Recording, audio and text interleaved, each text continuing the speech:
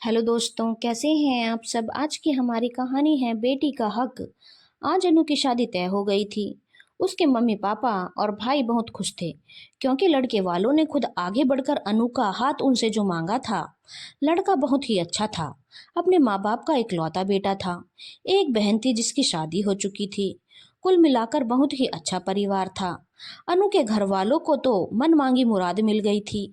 बहुत खुश थे वह सब। अनु भी मन ही मन बहुत खुश थी कि चलो इतने अच्छे घर में उसकी शादी तय हो गई। लड़का भी उसे बहुत पसंद था। किसी बात की कोई कमी नहीं थी। साथ ही साथ अनु इस बात से भी खुश थी कि इस घर में उसके जो सपने पूरे नहीं हो पाए थे वह सपने वह अपने ससुराल में पूरा करेगी। लेकिन कुछ दिनों में ही अनु को सारी हकीकत समझ में आने लगी। अनु को यह समझ में आने लगा कि उसके सास ससुर ने किसी प्रकार की कोई मांग नहीं रखी है, तो उसके माता पिता अब उसे अपनी तरफ से कुछ देना भी नहीं चाहते, बल्कि खाली हाथ विदा कर देना चाहते हैं। अनु ने देखा उसके घर में उसकी शादी की कुछ खास तैयारियां नहीं हो रही और ना ही कुछ महंगे कपड़े गहने वगैरह उसके लिए खरीदे जा रहे हैं। सब कुछ कम से कम बजट में किया जा रहा है। अनु को यह सब बहुत कुछ अजीब लगा। उसके बाद अनु ने एक दिन अपने मम्मी पापा को बात करते हुए सुना कि चलो अच्छा है, लड़के वालों ने कोई मांग नहीं रखी है, हमारे काफी पैसे बच जाएंगे और जो हमने सोचा था कि 10-12 लाख रुपए अनु के जेवर बनाने में लगेंगे वह रुपए भी बच जाएंगे। अनु को तो हम सिंपल सी एक चेन, ईयरिंग और एक अंगूठी पहनाकर विदा कर देंगे।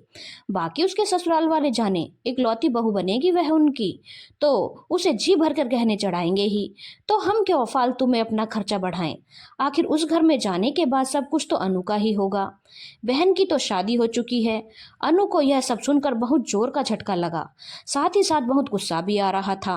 अनु को पुरानी बातें याद आने लगी कि किस तरह से उसकी एक एक ख्वाहिश को उसके मम्मी पापा ने मारा था, यह बोलकर कि बेटा तू तो बेटी है ना, बेटियों की शादी में बहुत पैसे लगते हैं, बेटियों के लिए बहुत कुछ गहने बनवाने पड़ते हैं, माँ बाप बेटी के पैदा होते ही उसके लिए पैसे जोड़ने लगते हैं, इसलिए अभी तू ऐसी महंगी ख्वाहिशें हमारे सामने मत रखा कर। हम यह पैसे जोड़ रहे हैं, तेरी शादी में काम आएंगे, राजकुमारी की तरह विदा करेंगे तुझे, इतने गहने बनवाएंगे। अनु को भी ऐसा लगता था कि माँ बाप भी सही बोल रहे हैं, बेटियों की शादी के लिए तो पैसे जोड़ने ही पड़ते हैं। यही सारी बातें बोलकर अनु की एक एक ख्वाहिश को उसके माँ बाप ने मार दिया था। आज जब अनु की शादी की बात आई तो कम से कम में शादी करने की बात की जा रही है, तो फिर अनु को उसका हक कब मिलेगा। अनु को याद आने लगा जब उसके भाई का मेडिकल में एडमिशन हुआ था। अनु ने भी बहुत जिद की थी कि मुझे भी मेडिकल करना है, मैं भी डॉक्टर बनना चाहती हूँ। उस वक्त माँ बाप का कहना था बेटा मेडिकल की पढ़ाई करने में बहुत पैसे लगते हैं, तू तो जानती है हमारे पास इतने पैसे नहीं हैं, तेरी शादी के लिए भी तो पैसे जोड़ने हैं।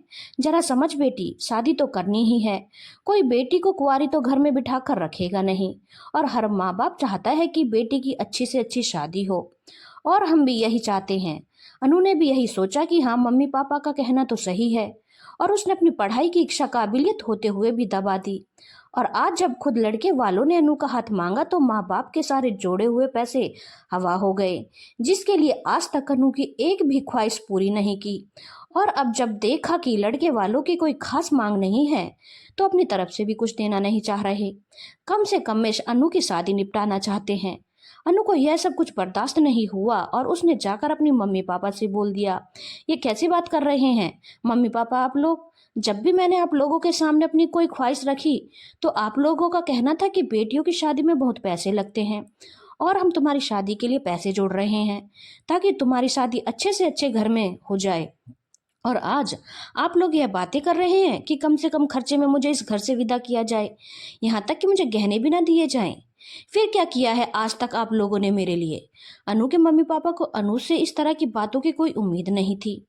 अनु की माँ ने गुस्सा करते हुए कहा, कैसी बेटी है तू, अपने मुंह से अपने लिए दहेज की मांग कर रही है, शर्म नहीं आती तुझे ऐसी लड़की बातें करते हुए।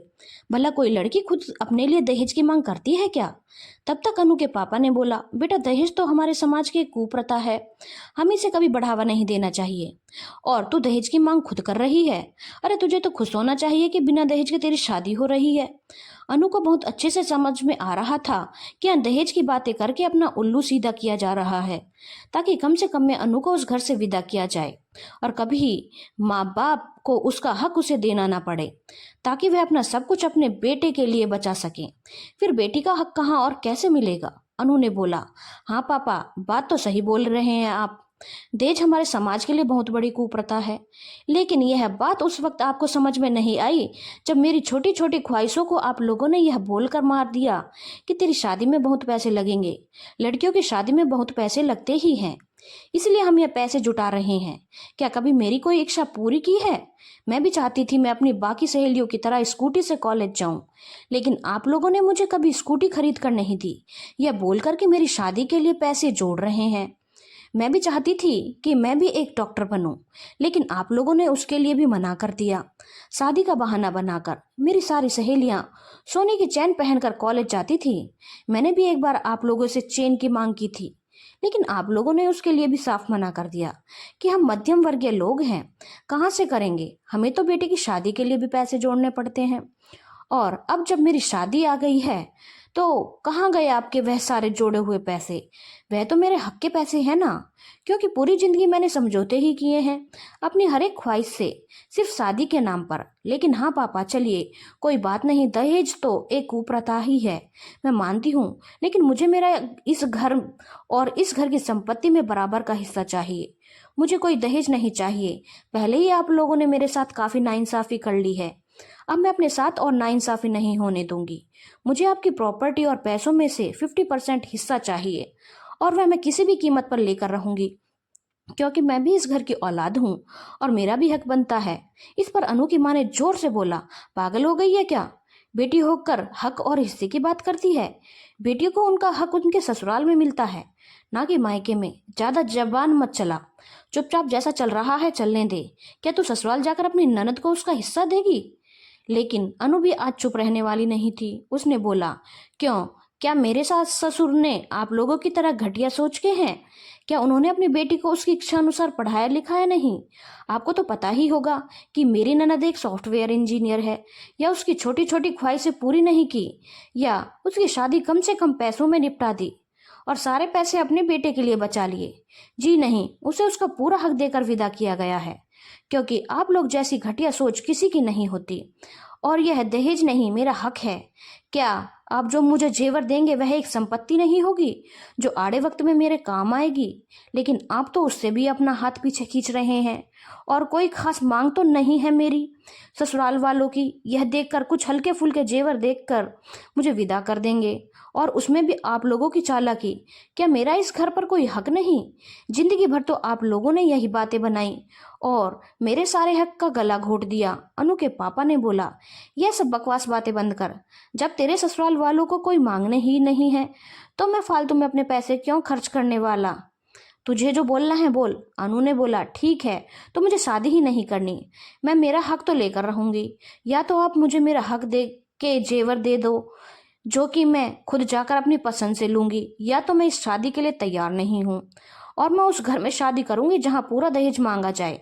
आप लोगों की चालाकी मैं नहीं चलने दूंगी। जब मैं भी इस घर की औलाद हूँ और मेरा हक बनता है। बेटियों की यही तो बदनसीबी होती है कि माँ बाप जिंदगी भर उनसे यह बोलते हैं, तुम्हारी शादी के लिए हम पैसे बचा रहे हैं, तुम्हारी शादी में हम तुम्हें इतना देंगे, और उनकी छोटी छोटी ख्वाहिशों का भी गला घोट दिया जाता है। जब सच में उन्हें उनका हक देने की बारी आती है तो माँ बाप अपना हाथ पीछे खींचते हैं और कम से कम में अपना निपटारा चाहते हैं। लेकिन मैं ऐसा कुछ नहीं होने दूंगी। मुझे मेरा हक चाहिए, नहीं तो मैं आपकी संपत्ति में बराबर की हिस्सेदारी लूंगी।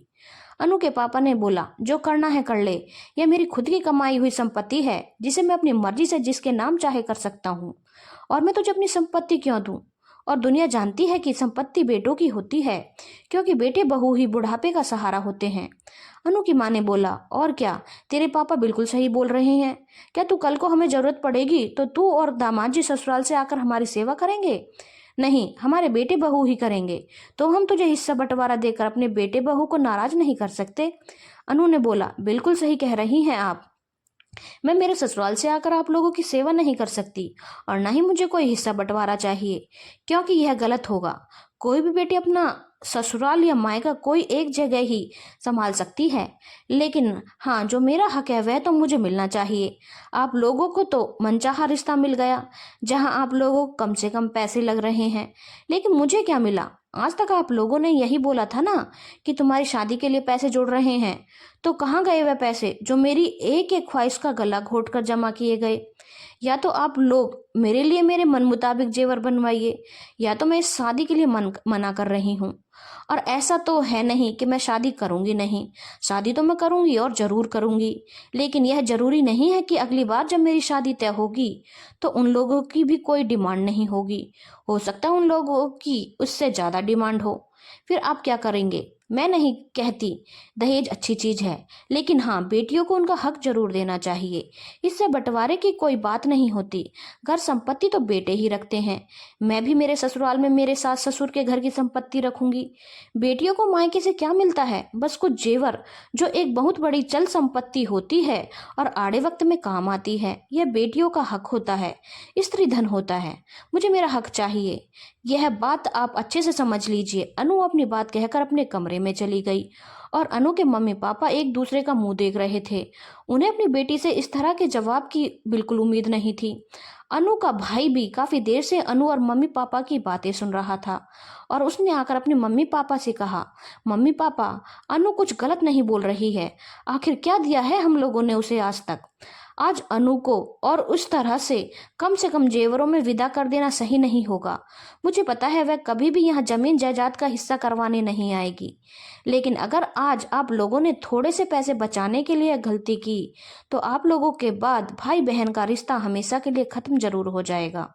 क्योंकि कहीं ना कहीं अनु के मन में मेरे लिए गांठ पड़ जाएगी कि मैंने उसका हक मारा है और यह भाई बहन का एक पवित्र रिश्ता नाम मात्र का बच जाएगा। आप लोगों के बाद हम दोनों भाई बहन ही तो एक दूसरे के साथ देंगे। जरूरत पड़ने पर तो रिश्तों को तोड़ने से अच्छा है रिश्तों को जोड़कर रखा जाए। अनु कुछ भी गलत नहीं कह रही है। वह भी आपकी औलाद है, उसका भी आपकी संपत्ति पर हक बनता है।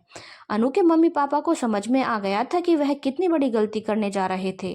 जब उन्हें ऐसा रिश्ता मिल गया था जहां कोई मांग नहीं है, तो वह अपने हाथ अनु के प्रति उनकी जिम्मेदारियों से पीछे खींच रहे थे, क्योंकि उन्होंने इस तरह से सोचा ही नहीं था। उन्हें तो लग रहा था कि अनु उस घर की इकलौती मालकिन बन जाएगी। अच्छा खासा धन दौलत है उनके पास और लड़का भी अच्छा कमाता है। पर वह इस बात को भूल रहे थे कि ऐसा करके वह अनु के हक को खत्म कर रहे हैं। अनु के मम्मी पापा ने अनु को बुलाया और अपनी गलती मानी और बोला, हम तुझे तेरा पूरा हक देंगे। यह हमारी गलती थी कि हमने ऐसा सोचा। तू कल हमारे साथ चलना और अपनी पसंद से सुंदर सुंदर और भारी भारी जेवर खरीदना और जो भी साड़ी कपड़े तुझे पसंद आए सब खरीदना। साथ ही साथ हम तेरे अकाउंट में कुछ कैश भी डाल देंगे जो हमने तेरी शादी के लिए जोड़ रखे थे, जिन पर तेरा हक है। क्योंकि तेरे ससुराल वालों की कोई मांग नहीं है, इसलिए वह पैसे हम तुम्हारे अकाउंट में डाल देंगे ताकि तू खुद को सिक्योर फील कर सके। हम नहीं चाहते हमारे बाद तुम दोनों भाई बहनों का रिश्ता खराब हो। और हाँ, गलती हमारी थी जो तुमने कल बात कही, बिल्कुल सही कही।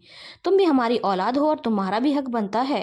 यह बहुत बड़ी सच्चाई है कि लड़की के पास माँ बाप के दिए जेवर ही रहते हैं जो आड़े वक्त पर काम आते हैं, और कुछ माँ बाप उन्हें देने में अपनी कन्नी काटते हैं। और यही गलती हम भी करने जा रहे थे, पर हम अपनी सारी गलती को सुधार लेंगे, कहकर अनु क्या मम्मी पापा ने अनु को गले से लगा लिया। अनु भी अब अपने आने वाले जीवन को लेकर बहुत खुश थी। धन्यवाद दोस्तों। अगर आपको कहानी अच्छी लगी हो तो चैनल को लाइक, शेयर और सब्सक्राइब